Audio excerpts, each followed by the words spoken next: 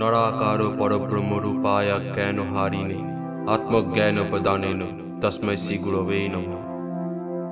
নিরাকার পরব্রহ্ম নরাকারে গুরুরূপে আবির্ভূত হয়ে জীবের অজ্ঞানতা হরণ করেন এবং আত্মজ্ঞান প্রদান করেন। সেই গুরুদেবকে আমি প্রণাম করি। গুরুরূপে যখন তিনি আসেন তখন মহাশক্তির পূর্ণ আবির্ভাব হয় তার মধ্যে।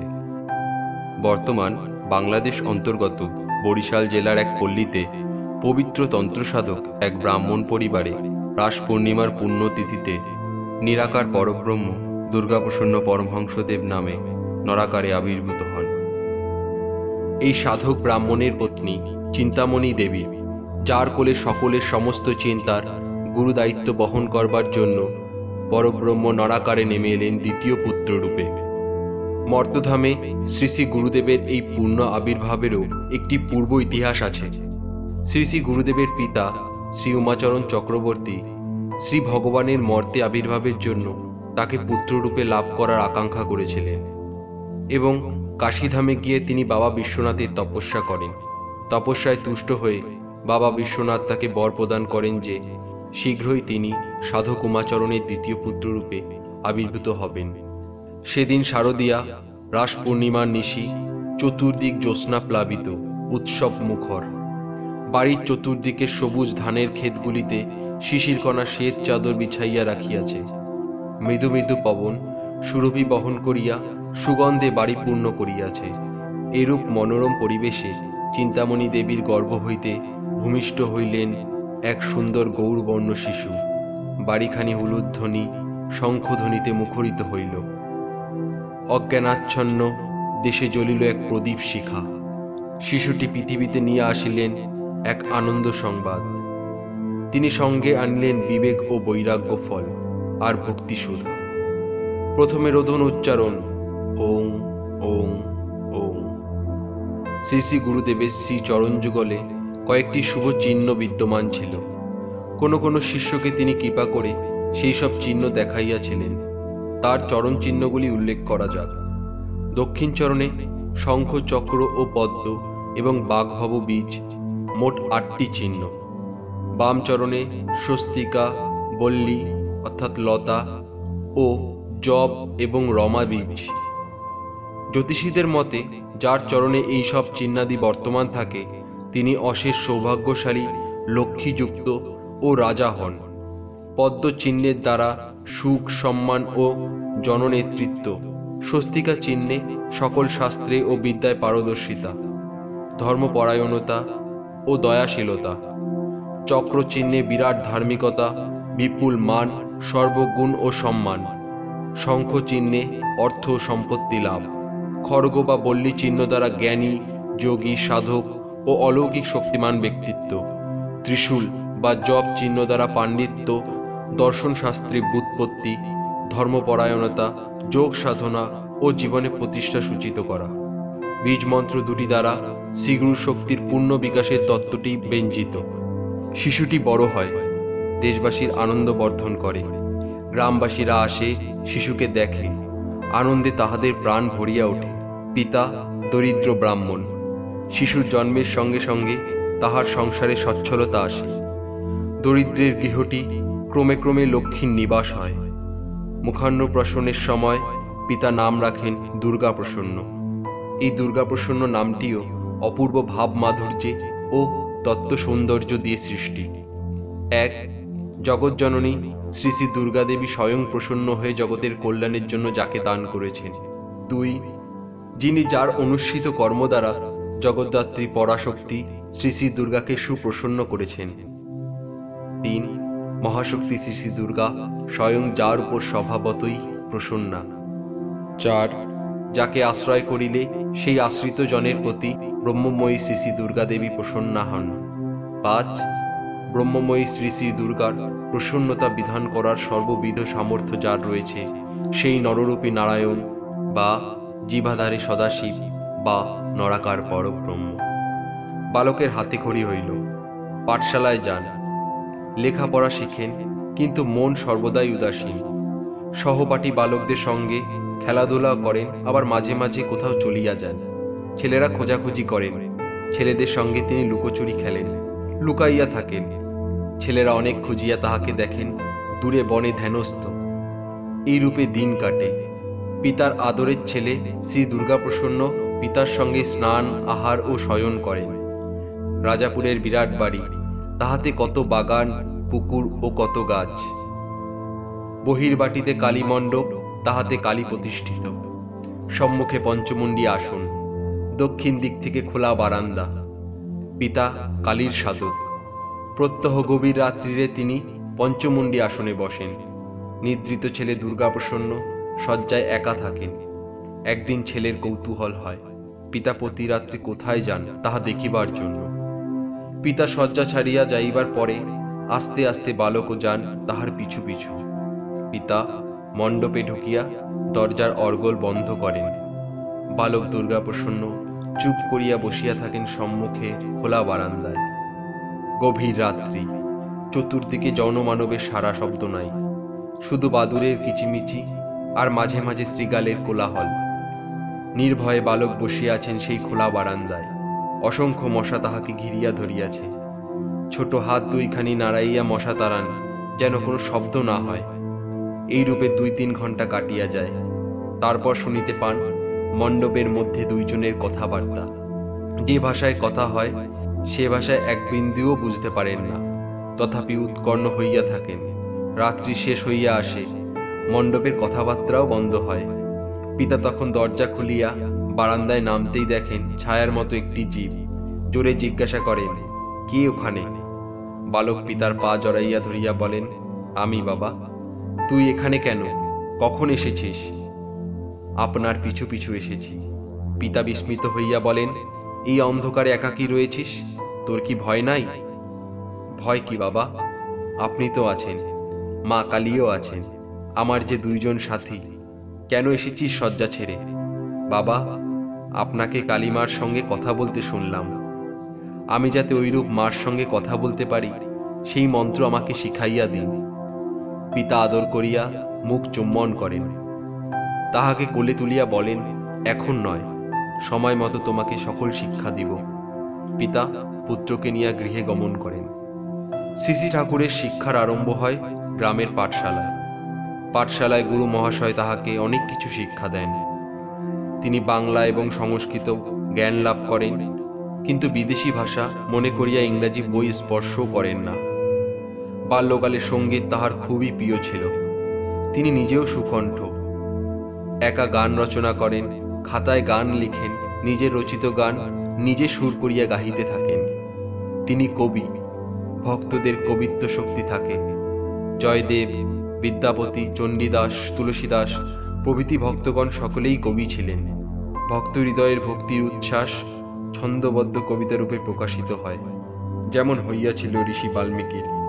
উপযুক্ত বয়সে বালক দুর্গাপ্রসন্নের উপনয়ন সংস্কার হয়। আচার্য বেদ মন্ত্র কানে দেন, কিন্তু কি আশ্চর্য, মৌনী ভঙ্গের পূর্বেই বালকের কুলকুণ্ডলিনী শক্তি জাগ্রত হয়। তখন আচার্য তাহাকে দীক্ষা গ্রহণ করিতে বলেন। যৌবনকালে একবার তিনি একাকী কুমিল্লার মেহের কালীবাড়ি যান। সেই কালীবাড়িতে কোনো মন্দির বা বিগ্রহ নাই, শুধু একখানা বেদি, সম্মুখে পঞ্চমুণ্ডী আসন, চারিদিকে বড় বড় অশ্বত্থ গাছ, তাহাতে শতাধিক শকুন বাস করেন। কালীবাড়ির পঞ্চমুণ্ডী আসনে কেহ উত্তর সাধক না রাখিয়া বসেন না, কিন্তু রাজাপুরের ঠাকুর একাকী এক অমাবস্যার নিশীথে ওই আসনে গভীর রাত্রিতে বসিয়া পড়েন। চতুর্দিকে জমাট বাঁধা অন্ধকার, কোথাও জনমানবের সারা শব্দ নাই, কেবল গৃধিনী শকুনির পাখা নাড়ার শব্দ আর শৃগালের কোলাহল। ঠাকুর নির্ভয়ে বসিয়া মালা জপ করেন। রাত্রি শেষ হইয়া আসে। তখন মায়ের মাটির বেদিখানা ফাটিয়া 2 ভাগ হয়, আর তথা হইতে আবির্ভূতা হন জগজ্জননী কালীমাতা। নৃমুণ্ড মালিনী, খড়গধারিণী, চতুর্ভুজা, হাস্যবদনা। ঠাকুর মালা জপেন আর ওই মূর্তি দেখেন। মা তাহাকে বলেন, তুই যে মন্ত্র জপিস উহা ভুল, ওই মন্ত্র ছেড়ে দে, আমি যে মন্ত্র দিব তাহা গ্রহণ কর। ঠাকুর বলেন, না মা, এ আমার গুরু প্রদত্ত সিদ্ধ মন্ত্র, আমি এ মন্ত্র ছাড়িতে পারি না। মা 3 বারই ঐরূপ অনুরোধ করেন। ঠাকুরও 3 বারই সেই অনুরোধ প্রত্যাখ্যান করেন। অবশেষে মার মুখে হাসি ফুটিয়া ওঠে। তিনি বলেন, আমি অশ্বিনী আসিয়াছি, কেন বলিতে পারো? শ্রী শ্রী ঠাকুর বলেন, আমার ষড়রিপু ছেদন করিবার জন্য।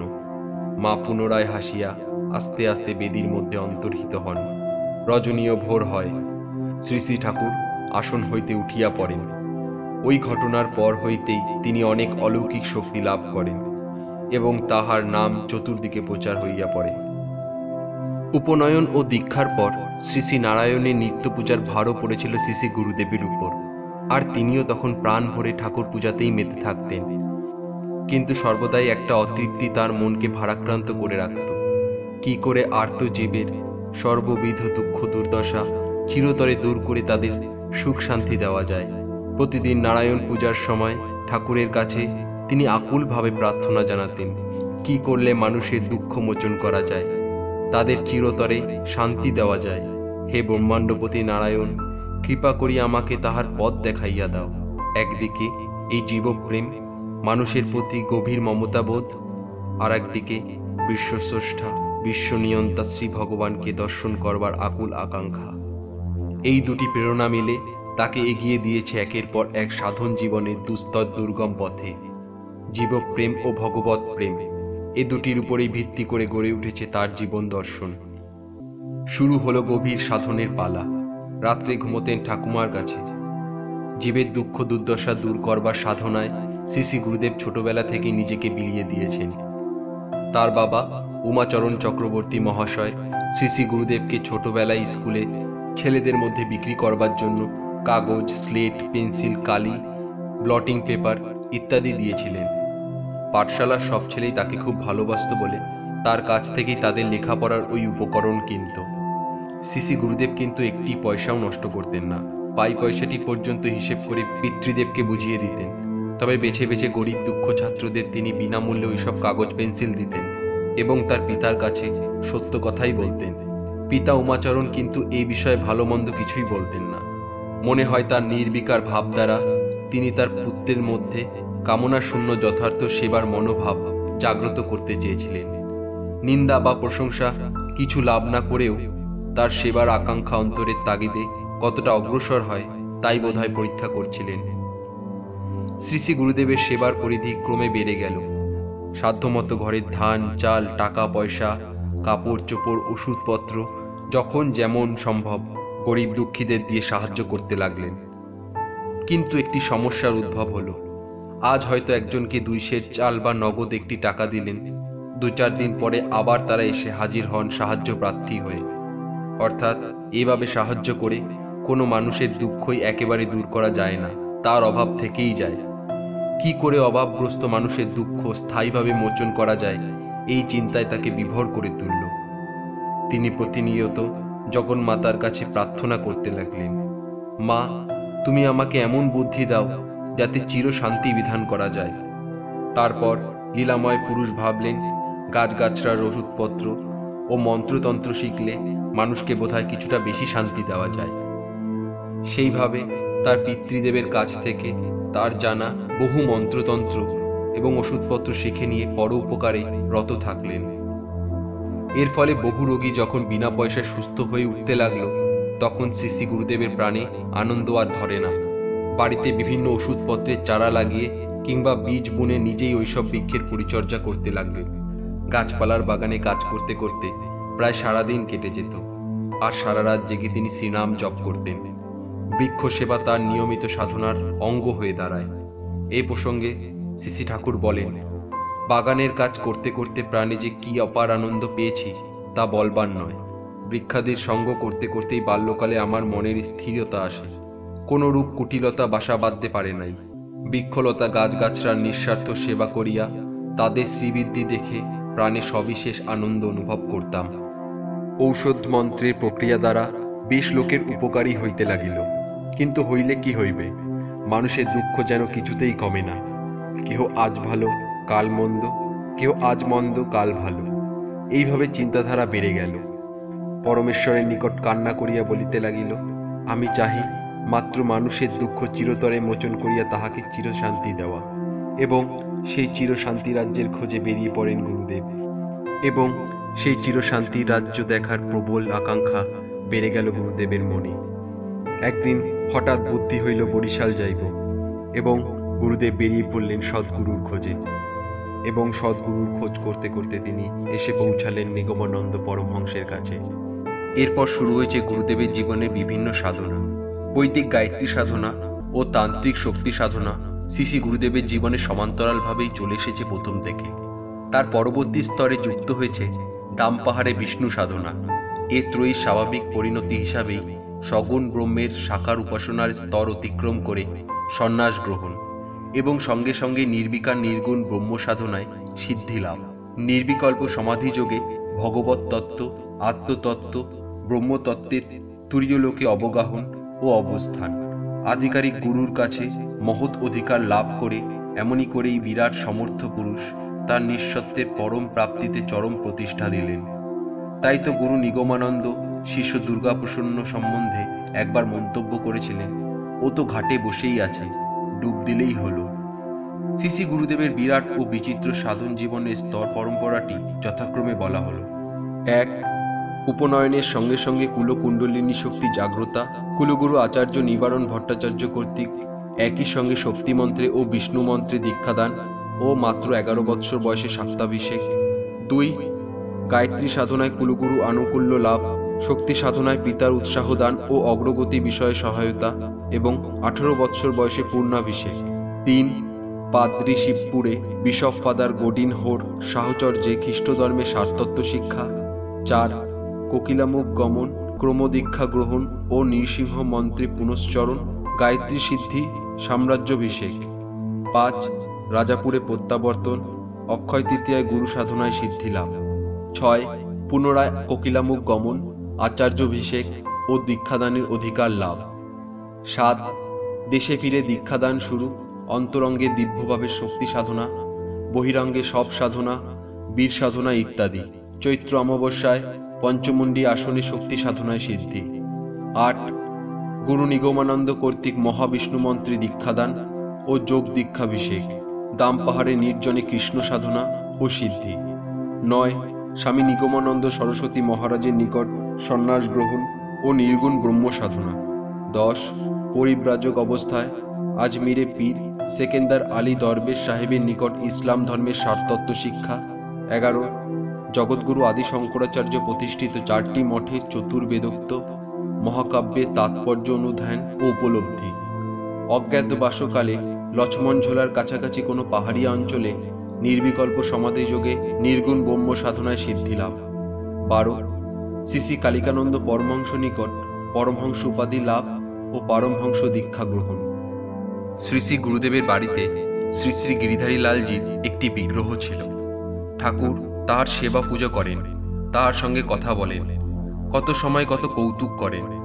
গিরিধারী আজ্ঞানুবর্তী বালকের নয় তাহার কথা শোনেন। 1947 খ্রিস্টাব্দে বঙ্গ বিভাগ হয়। রাজাপুর তখন পূর্ব পাকিস্তান প্রদেশে। 1950 খ্রিস্টাব্দে বরিশালে ভীষণ দাঙ্গা, হিন্দুরা প্রাণ ভয়ে পশ্চিমবঙ্গে পালাইয়া আসে। ঠাকুর গিরিধারীকে ছাড়িয়া আসিবেন না। একদিন ঠাকুর গিরিধারীকে বলেন, গিরিধারী, দেখো তো চারিদিকে দাঙ্গা, আমরা ভীত হইয়াছি, এখন কি করিব? গিরিধারী বলেন, যদি ভয় পাইয়া থাকো তবে আমাকে পশ্চিমে নিয়া যাও। ঠাকুর শুভ দিনে গিরিধারীকে নিয়ে রওনা হন। যাতায়াতের পথ খারাপ। প্রথমে নৌকায় নলছিটি, তারপরে স্টিমারে খুলনা, অবশেষে রেলে কলিকাতা। পুলিশ লোকেদের তল্লাশি করে হেস্তনেস্ত করে, সোনা রূপা টাকা সঙ্গে থাকিলে কাড়িয়া নেয়। ওইরূপ দুর্যোগের মধ্যে ঠাকুর চলেন। কিন্তু গিরিধারীর কি করুণা! রেলে আর সকল বগি তল্লাশি হইল, গিরিধারীর বগিতে তল্লাশি হইল না। ঠাকুর নির্বিঘ্নে আসেন কলিকাতায়। 63 নং টালিগঞ্জ রোডে তখন তাহার শ্রীগুরু সংঘ আশ্রম। গিরিধারী সেই আশ্রমে কিছুদিন থাকেন। ভক্তি সর্বশ্রেষ্ঠ স্পর্শমণি। স্পর্শমণির স্পর্শে লোহা সোনা হয়, আর ভক্তি স্পর্শমণির স্পর্শে পাথরে কথা বলে। পাথরের গিরিধারী ঠাকুরের ভক্তি স্পর্শে কত কথাই না তাহার সঙ্গে বলেন।